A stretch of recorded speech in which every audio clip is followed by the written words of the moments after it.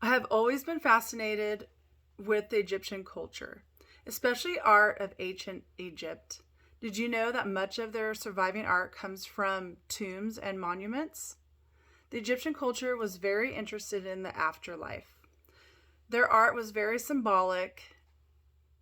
It reflects the ideal world of the gods. Their art also glorifies the pharaohs. Egyptian art would influence other cultures up to the present day. This is why I chose the Egyptian Cinderella story. The story takes place in the 1st century BCE, during the time Pharaoh Amasis ruled. They say that the story is pretty close to reality, that there was the Pharaoh Amasis and that he did marry a Greek um, goddess, or a woman from Greece. The story is about a girl who was kidnapped from Greece by pirates. Then they brought her back to Egypt, to a town by the Nile River where this story takes place. She was sold as a slave, and geographically speaking, Greece and Egypt were not far from each other. The Cinderella in the story was named Rhodopes, which meant rosy cheeks. Rhodopes looked different from the other Egyptian servants, who had the black, elegant, silky hair, which was a common look in the Egyptian culture. Because she was different, the other servants were not very nice to her and made her do all their work. They were kind of like bullies to her, because they were jealous of her. They thought they were better than her, and Rhodopes must have experienced a little bit of culture shock, since this environment was so unfamiliar to her. I think because she couldn't change the environment, she changed how she reacted to it. She would go down by the Nile River and talk to the animals, sing and dance, much like the original Cinderella story. The old man for whom she worked for gave her a special pair of rose red golden slippers, because he woke up one day and saw how she was dancing and almost looked like she was kind of walking on air. And even though he was her owner, he was very kind to her, and he didn't realize how she was being treated by the other servants. The The other girls were jealous and made Rhodopes do extra work so that she couldn't go to the pharaoh's event of holding court, which he was looking for his queen or his wife.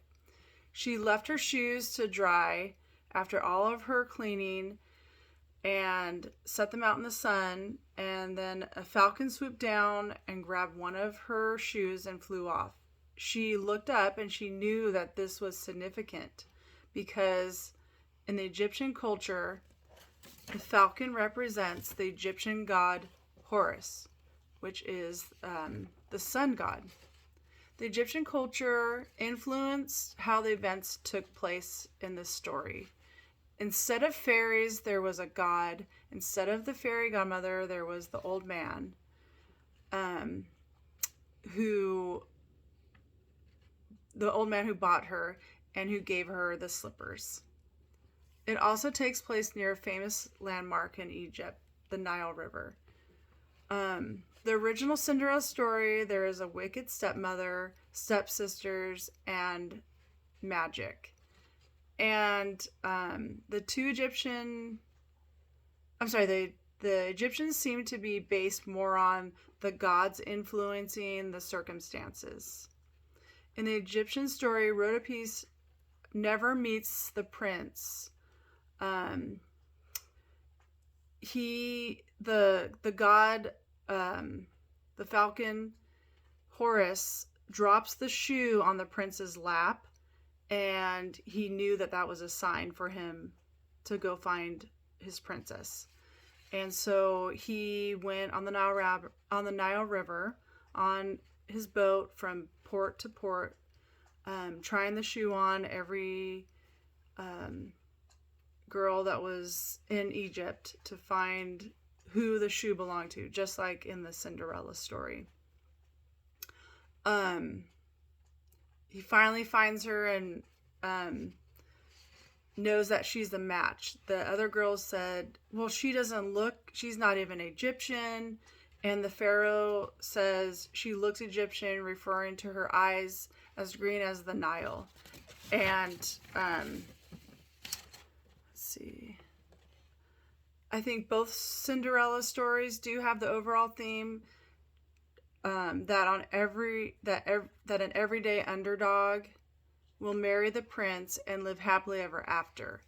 Overall, the theme and moral of the story is kindness will be rewarded despite hardships, and that good always triumphs over evil. And I think that is true for probably all of the Cinderella stories that I have read. There's always that one prince looking for his princess, and it becomes like the happy ending. Thanks for listening. Bye.